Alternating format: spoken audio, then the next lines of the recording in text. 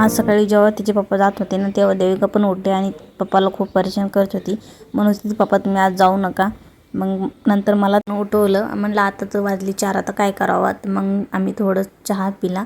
नंतर मग अभ्यास करायला बसली. ती म्हणत होती मी अभ्यास करते. चांगलं आहे. मला पण माझे दिवस आठवले की आम्ही पण पहिलं असे आमचे घरचे उठत होते सकाळी. कारण असं म्हणतात की पारुष्या तोंडाने जर अभ्यास केला तर ते लवकर डोक्यात जातं.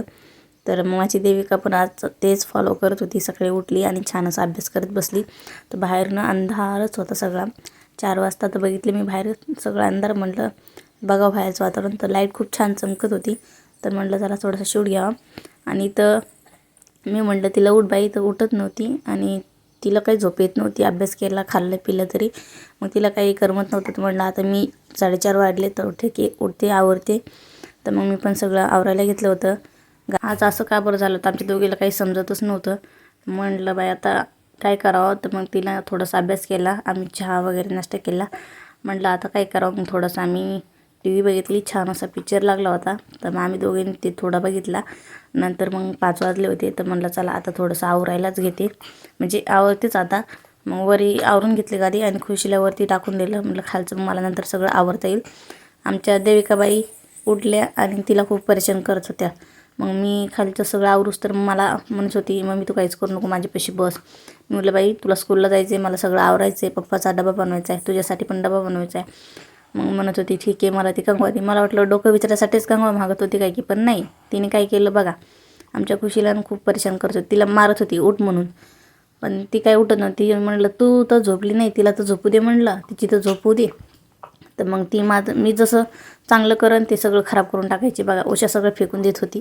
मला खूप परेशान करत होती. म्हणलं ही आज सकाळपासून हिचं चालू झालं. आज दिवस कसा जाईल माझा काय माहिती. तर ठीक आहे म्हणलं बाई. मग सापडली तिला बॅग. पण बॅगेमध्ये तर काही वस्तू जागेवर नव्हत्या. तिची नोटबुक कुठं टाकून दिली होती तिने. पेन्सिल नव्हती काहीच नव्हतं. मग जसं मी आवरलं तसं सगळ्या वस्तू सापडत होत्या. मग ठीक आहे तिचं सगळं बॅगेत ठेवून दिलं आणि तिची बॅग तिथं अडकून ठेवली. लगेच आमच्या बाई साहेब घेतली आणि बॅग अडकून घेतली. म्हणत होती मी लगेच स्कूलला चालले. म्हणलं बाई थांब इतक्या लवकर स्कूल नव्हती. मग पुन्हाच्याला ती खूप परेशान करत होती. मी आवरायले आणि मग ती मधातच तिथंच राऊंड मारत होती खेळत होती. म्हणलं जाऊ दे खेळायला लागली. पण म्हणलं खुशीला काही परेशान करू नको. आता बघा खालचा पसार तो खूप झाला होता. आता आवरून घेते पटापटनं. काल होतं तिला रुक्मिणी बनवलेलं तर त्यांच्या सगळ्या साड्या मेकअपचं सामान सगळं तसंच पडलं होतं. तर म्हणलं आधी ते सगळं नीटनेटकं ठेवून देते. कारण दुसऱ्या वेळेस जर काही तयारी करायची असली तर मला लवकर सापडावा. त्यामुळं मग इकडं लवकर मी सगळं आवरून घेते. मग साडीची घडी घालून घेतली मी अगोदर. तर साडी ठेवायची होती तर सगळे कपाटात देविकाची आणि खुशीची सगळे फ्रॉकच पडले. त्यांच्यानं खूप सारे फ्रॉक आहेत आता. तर म्हटलं आता त्यांना काही फ्रॉक घ्यायचे नाही जास्त. ते काय करतात एकदा घालतात म्हणजे घालतात त्या त्यांना आवडतं फ्रॉक घालायला. पण असे फ्रॉक मोठे आहेत ना असं काही कार्यक्रम किंवा काही असं सण वगैरे असलं तर छान वाटतं. दररोज घालायला एवढे छान फ्रॉक दररोज घालून खराब होतील. त्यामुळे मी सगळे ठेवून दिले होते. पण म्हटलं आता त्यातले जे 2 दररोज घालायला फ्रॉक आहे ते काढून ठेवते. देविकासाठीच काढले होते. पण आमच्या बाईसाहेब खुशी तिच्यासोबत लगेच बरोबरी करते. लगेच म्हणत होती मला पण घालायला पाहिजे. तर मग सगळे तिचे फ्रॉक मी सगळे छान असं ठेवून दिले. बघितलं तुम्ही किती फ्रॉक आहेत माझ्या देविकाचे खुशीचे.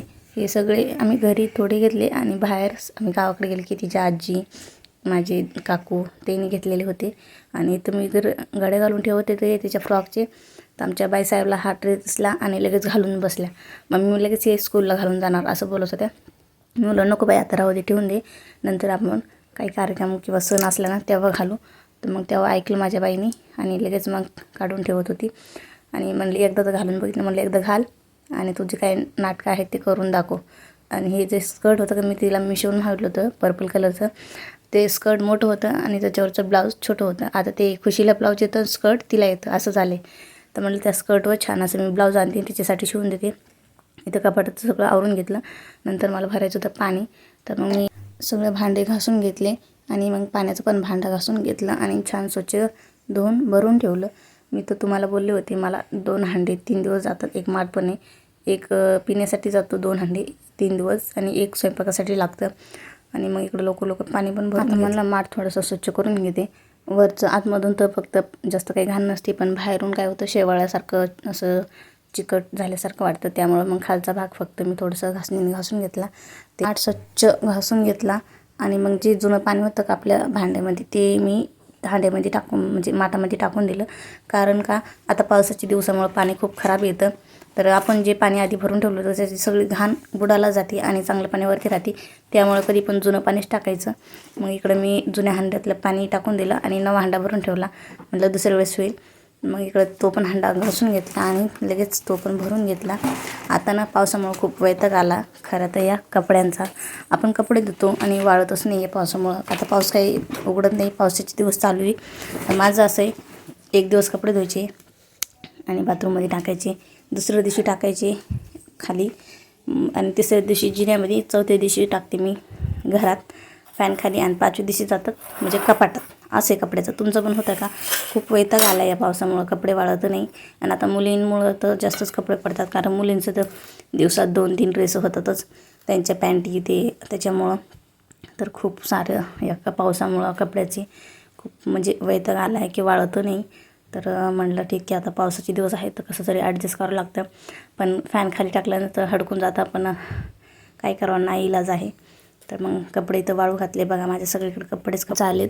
मग आता फॅन खाली जे कपडे वाळू घातले होते त्याच्या घड्या घालून ठेवते, कारण त्याच्यावर दुसरे कपडे टाकायचे होते म्हणून. तिकडे लवकर कपड्याच्या घड्या घातले आणि लगेच कपाटामध्ये ठेवून दिले. जर वरती ठेवले असते तर आमच्या देविकाने आणि खुशीने सगळ्या घरातच कपडे टाकून दिले असते. त्यामुळं सगळं कपाट पण सगळं मी सकाळीच आवरून घेतलं होतं. आज लवकर उठले होते, म्हणजे कसं झालं ते मला पण माहीत नाही, लवकर उठले. पण उठले तर फायदा झाला, सगळे काम आवरून घेतले. मला खूप दिवस झालं कपाट पण आवरून घ्यायचं होतं, कारण एक दिवस जरी आपण कपाट सगळं एका दिवसात आवरून ठेवलं तरी जशाला तसंच होऊन जातं, कारण माझ्या मुलीच करतात तसं. मी इकडं आंघोळ केली आणि लगेच स्वयंपाकाला करायला घेतला. तर स्वयंपाकासाठी लवकर पोळ्या करून घेतल्या. तर म्हणलं आज देविकासाठी जरा वेगळी कार्टूनची पोळी तयार करते, तर तिला आवडेल. पण तिला आवडली. मला सारखं म्हणत होती मम्मी दाखव, पण म्हटलं आधी बनवते नंतर तुला दाखवते. तर म्हटलं ट्राय करून बघते, कधी नाही करत, असं चांगलं नाही वाटत असं अन्नाचं खराबा करायला. पण म्हटलं तिच्यासाठी एकदा करून बघते. फक्त एकच पोळी करायची होती, तिला पण खूप आवडली होती. ती सारखंच नाद लावायची, मम्मी मला ही पोळी दे, डब्याला हीच दे, मी हीच खाईल, मला खायला पण दे. म्हटलं नाही, एकच पोळी बनवते. तर तिच्यासाठी फक्त एकच अशी मास्कवाली पोळी बनवून बघितली आणि आमच्या खुशीबाई पण रडत होते की मला पण तशीच बनवून दे. तर मग तिच्यासाठी मी म्हटलं तुला वेगळी बनवते, तर तिच्यासाठी मी वेगळी पोळी बनवली. मग लगेच भाजी करायची होती. भाजीला तर काहीच नाही, भाजीपाला घ्यायला गेलं की काही सुचत नाही काही घ्यावं म्हणून, आणि घेतलं तरी सुचत नाही काही करावं म्हणून. तर मग आज भाजीला काहीच नव्हतं, त्यामुळे मी आज डाळ मिरची बनवणार होते. इथं लसूण, मिरच्या, टमाटर, कढीपत्ता असं डिशमध्ये घेतलं होतं. मिरची आणि लसूण कट करून तेल टाकलं आणि इथं लगेच मग डाळ धुवून घेतली थोडीशी, माझ्या देविकला पण आवडती.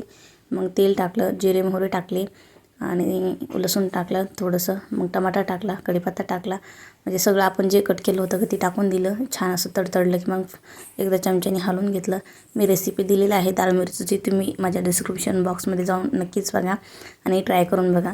तर मग नंतर डाळ टाकली आणि थोडंसं मिक्स करून घेतलं सगळं आणि थोडेसे मसाले टाकले, धने पावडर, हळद. आणि मला कोणत्याही भाजीत वरण असो वगैरे काही असो, मला त्याच्यात कांदा मसाला टाकायला आवडतं, मी थोडंच टाकीत असते. मग सगळं मसाले ते टाकून घेतले आणि गरम पाणी टाकलं. गरम पाणीच आपण कधी पण भाज्या बनवल्यानं गरम पाणीच टाकायचं, कारण त्याने छान अशी चव पण येते आणि भाजीला तेल पण येतं. मग इकडं पाणी टाकल्यानंतर थोडंसं उकळी येऊ देते. 15 मिनटं लागतात कमी गॅसवर शिजायला, छान अशी शिजती, पण टेस्ट पण छान लागते. मग तेलाची बॉटल पण खूप खराब झाली होती, ती थोडीशी स्वच्छ करून घेतली. आणि आता तयार करायचं होतं मला, रात्री होता भात केलेला, वरण भात केलं होतं, त्याच्यातला भात उरला होता. तर म्हटलं आता तेच फ्राय करून घेते. कांदा टमाटर टाकलं, जिरे मोहरी टाकले, मीठ टाकलं चवीनुसार आणि मग भात होता ते मी सगळं मिक्स करून घेतला आणि लगेच तव्यावर टाकून दिला. खूप छान लागतं. म्हणजे आमच्यात घरचे नाही खात, पण असं कधी केलं ना खातात. म्हटलं खराब करण्यापेक्षा आज तेच बनवते. तर मग त्याच्यात मी थोडासा आहे ना हा मसाला टाकला होता चायनीजचा, मला खूप आवडतो हा मसाला. म्हणजे थोडासा जरी भात असला ना असा, तर मी मसाला टाकून फ्राय करून खाते, मला खूप आवडतं. तर मग इथं आपला भात रेडी झाला होता, थोडीशी कोथिंबीर टाकली आणि झाकून ठेवलं. 5 मिनटं वाफेवर शिजू दिलं आणि नंतर काढून घेतला. तर छान असा आपला भात रेडी आहे. इकडं माझी भाजी पण शिजत होती आणि बघा इथं आम्ही भात लगेच, माझ्या मुलींना पण खूप आवडला होता, आम्ही सगळेच खात होतो. मग इकडं आमच्या देविकाचं पण अचानक ठरलं की मम्मी मला आता शाळेत जायचं. तिला पाठवायचं नव्हतं, पाऊस पण खूप चालू होता, पण जाताना तिला खूप म्हणजे शाळेत जायला ती खूप खुशी होऊन जाते. मग नंतर ठीक आहे म्हटलं, मग तिला आवरून दिलं, पटकन आंघोळ घातली आणि ह्यांचे डबे भरून गेले होते देविकाचे आणि तिच्या पप्पाचे. तिला म्हणलं भाजी पोळी खाशील का, तर म्हणली खाते. ती काय करते, पोळी खाती आणि भाजी खातच नाही. पण आज तिने पूर्ण डबा फिनिश केला होता. तिच्या आवडीची जर भाजी असली ना, फक्त भाजीच खाती आणि पोळी खात नाही, असं असतं. तर मग इकडं लोक असंच करते. त्यामुळं मग आता तिच्या आवडीचीच भाजी आहे. तिला वरण खूप आवडतं, मग तेच पद्धतीने मी डाळ मिरचू बनवलं. तर मिस्टरांचा डबा पण इथं भरायला घेतला आणि देविकाचा पण भरला. छान असं दोघांचे डबे भरून घेतले. आता देविकाची तयारी ती मी अगोदरच करून ठेवली होती तिला, म्हणजे डबा भरायच्या अगोदरच. मग तिला आता स्कूलला जायला उशीर व्हायला होता, पण तिच्या काही वस्तू लवकर सापडत नव्हतं. Pen, pencil, book. खुशी तिला तिचं जे दिसेल ते आणून देत होती. तिचं लवकर मी आतमध्ये बॅगेमध्ये डब्बा पेन्सिल ते सगळं ठेवून दिलं. मी जेवढं ठेवून ती प्रत्येक वेळेस काढते, मला अभ्यास करायचा म्हणून, आणि दुसरीकडे ठेवून देते. सकाळी खूप घाई होती म्हणून लवकर शोधलं, जेवढं सापडलं तेवढं, आणि लगेच तिला मी तिची बॅग दिली. तर ती लगेच घेऊन निघाली होती. म्हणलं आता तू चालली तर तू सगळं तुझं व्यवस्थित बॅगेमध्ये ठेवलंस का बघ म्हणलं. मग तिचं आज डोकं धुतलं होतं म्हणून 2 चुटे पाडले नव्हते. तिला फक्त तिचं रेडवाला बेल्ट लावला आणि छान अशी तयारी केली. तर बघा कशी मटकत होती. नंतर इकडं तिच्या पप्पाची पण डब्बा टाकला बॅगेमध्ये. त्यांना पण जायचं होतं. त्यांना पण आता उशीर होतं हिला सोडण्यामुळं. तर म्हणलं तुम्ही तिला सोडा आणि तसंच तिकून ऑफिसला जा. आमची खुशी पण महाग लागत होती, तिची पण तयारी करायची होती. तरी आमच्या बाईसाहेबची तर वॉटर बॉटल राहिलीच होती घरी. तर मग ती पण बॉटल टाकली आणि आमच्या बाईसाहेब निघाल्या होत्या स्कूलला. तर बघा आता बाईसाहेब कुठे चालली तू देविकाला बोलले तुझं स्कूलचं नाव सांग. तिने स्वतःच सांगितलं. मग आमच्या इकडं खुशीला अगोदर चक्कर मार लागते, नाही तर ती जाऊ देत नाही, म्हणजे खूप रडती. मग इकडं तिला एक चक्कर मारली आणि मग देविकाला म्हटलं तू समोर बस. मग ती समोर बसली आणि तुम्हाला सगळ्यांना बाय करत होती. मग बाय केल्यानंतर गेले तिचे पप्पा सोडायला. मग आमची खुशी बघा किती रडत होती, म्हणत होती मला दीदीकडंच जायचं. असंच करते ती दररोज. तिला ना आता सवय झाली होती. देविका आता स्कूलला चालली म्हणल्यावर तिला एकटीला घरी करमत नाही. आणि इकडं बघा आमच्या देविकाने खुशीने काय कारनामा केला होता. मेकअप म्हणून खेळत होत्या आणि देविकाने खुशीचे केसच कापले बघा किती. आणि नंतर मग ती गेल्यानंतर या बाईसाहेबला पण कैची सापडली आणि त्यांनी स्वतःचे केस कापून घेतले. मग आम्ही देविकाला घ्यायला चाललो होतो. 12 वाजता त्याची स्कूल सुटती. मग आम्ही 11:30ला निघालो होतो घरून. तेव्हा पाऊस चालू होता. मग देविकाला घेऊन आलो तिथं साईबाबाच्या मंदिरात. मग ह्यांना आम्ही दर्शन करायला लावले. तर खुशीचं बघा उद्योग वरती चढून तिने दर्शन केलं. आणि इकडं आमच्या आज देविका खूपच खुश होती. काय झालं होतं काय माहिती. जाता वेळेस ना त्या खूप मस्ती करतात रस्त्याने.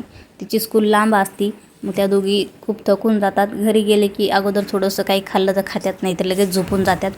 मग झोपल्यानंतर त्यांना मी छान असे आप्पे केले होते. त्यांनी खूप एन्जॉय केला. त्यांना खूप आप्पे आवडतात म्हणून मी हप्त्यातून 2दा बनवते. आजच्यासाठी फक्त एवढं. प्लीज माझ्या चॅनलला सबस्क्राईब करा. भेटू अशाच पुढच्या व्हिडिओ मी. तोपर्यंत बाय बाय.